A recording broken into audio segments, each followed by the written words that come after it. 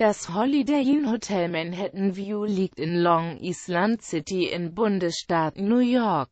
Das Holiday Inn Hotel Manhattan View ist beliebt unter den Gästen, 88% empfehlen das Hotel weiter. 29 Gäste haben das Hotel als gut bewertet. Durchschnittlich wurden 4,7 von 6 Sonnen vergeben. Leider liegen nicht mehr Bewertungen als die 29 vorhandenen vor. Daher sind die Aussagen mit Vorsicht zu genießen. Nun die Bewertungen im Detail. Zimmer. Mit 5,1 von 6 Sonnen werden die Zimmer des Hotels bewertet, wodurch sich die Gäste sehr zufrieden mit Sauberkeit, Größe und Ausstattung der Hotelzimmer zeigen. Service. 4,9 von 6 Sonnen erhält das Hotel für den Service. Dieses spiegelt den guten Service des Hotels wider. Hotel allgemein. Die Gäste fühlen sich wohl in diesem Hotel. Zustand und Sauberkeit des Hotels werden mit 4,8 Sonnen bewertet.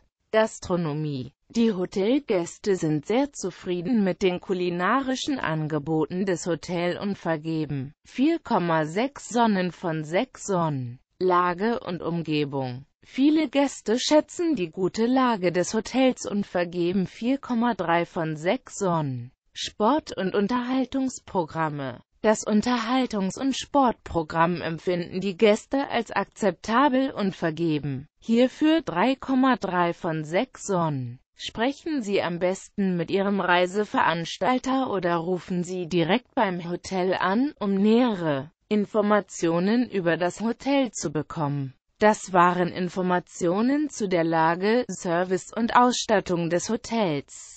Angebote und weitere Informationen erhalten Sie, wenn Sie dem Link unterhalb des Videos folgen. Vielen Dank für Ihre Aufmerksamkeit.